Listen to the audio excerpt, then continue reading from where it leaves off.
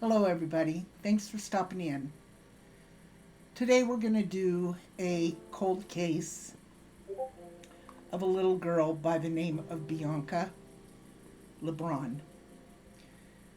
Now, according to the website or the FBI database, hundreds and thousands of people go missing every year. In 2020, more than 540,000 people went missing, including more than 340,000 juveniles, according to the data. A lot of these cases go cold, and this just happens to be one of those cases. I'm going to talk about a little girl by the name of Bianca Elaine Labron. She went missing November 7th of 2001. She went missing from Bridgeport, Connecticut. It was a non-family abduction. She is female, Hispanic, and her birth date is June 26, 1991. She was 10 years old at the time of her abduction. She was 4'11", 115 pounds.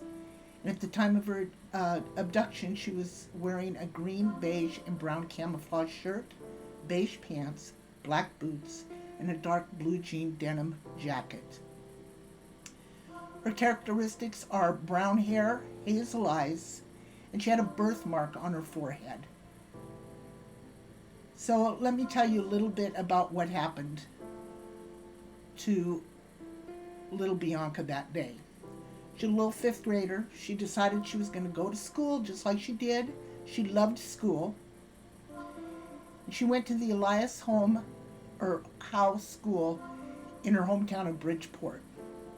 She arrived for her classes during the morning hours of November 7th, back in 2001, and told her friends and her teacher that her uncle was going to come and pick her up and take her shopping, and that was one of her favorite things to do.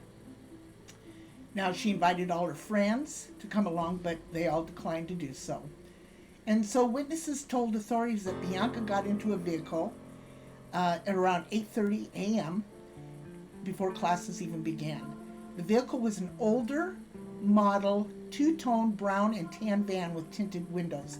And I'm going to put in a picture of what the vehicle might have looked like. Now, the exterior was in poor condition and it had a lot of sand marks where people had been sanding on it in several areas. So, and also there was a sketch of the driver posted, and I'm going to put that right in here also. When she crawled into that van, that was the last anybody heard of her. Never to be seen again. Now, the driver was described as a Hispanic male, approximately in his 20s to 30s, and they said that he stood like between 5'8" and 5'11" with an average build. And he had black curly hair, and it was styled in a short afro with long sideburns and a beard. He had brown eyes, a very prominent nose, but get this, he had scratches on both sides of his face, of his cheeks. He was wearing a long sleeve shirt, pullover shirt with Gap imprinted on the front and along the right sleeve. He had FUBU jeans with an image of a cartoon character, Fat Albert, and I'll post a picture in here of what those jeans might have looked like. And he was also wearing scruffed up Timberline boots, and I'll put a picture of what the boots might have looked like also in here. Now, this guy made no attempt whatsoever to shield his face, to hide his face. Everybody thought it was her uncle. So, now the classmates believed that the man was her uncle. They didn't interfere when she entered his van. Her family members ended up telling the authorities that Bianca doesn't even have an uncle. However, none of her relatives owned a van or similar to the vehicle involved in her abduction. School officials received quite a bit of criticism over letting this child leave when she was in their care. And the teacher was also let go, suspended with pay.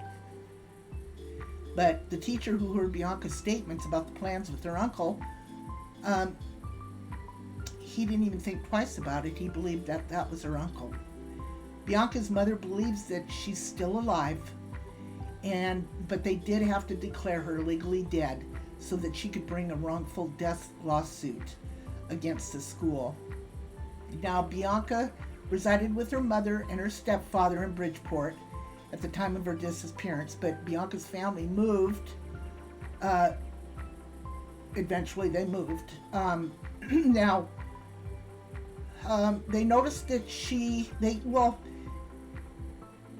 they noticed that she was missing around 4:30. Bianca had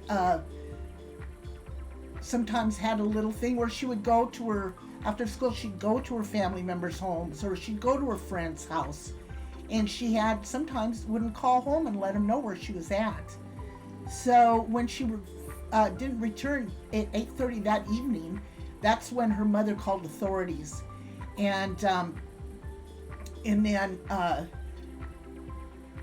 they checked everywhere with her. They couldn't find her. Now, Bianca's described as being very outgoing. She's got very, very high self-esteem. She was a very good student, and it was uncharacteristic of her to skip school. Now, what the school did was, of the day of her appearance, they counted her as absent, and also the following day, they counted her as absent. Her hobbies include dancing and singing to all types of music, as well as shopping at the Milford Mall and Trumbull Mall near her family's residence. And she also had a pet hamster by the name of Nina. Now, this Elias House School has since been closed, and Bianca's father now lives in Florida, but her grandmother still lives in the same house as she did in 2001. Now, this little girl, when she's now 30, and I'm going to go ahead and put a sketch of the man that picked her up. And there was also a man by the name of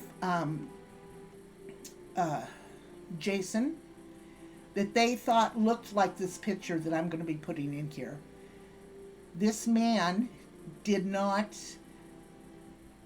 he was down in Florida, and they ended up picking him up, bringing him back up, but they didn't have enough to charge him with, so he was let go. But it is uncanny how much the picture, the sketch of the man that picked her up and this Jason look alike. So I'll be putting that in there also. And this is a cold case.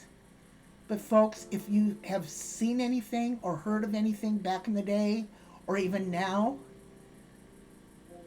please let authorities know. And it's the Bridgeport Police Department at 203-576-7671. And I'll repeat that again, 203-576-7671. And let's keep her family in your prayers. Let's try to bring this young lady home. It's been way, way too long. Thank you, everybody. Have a good day.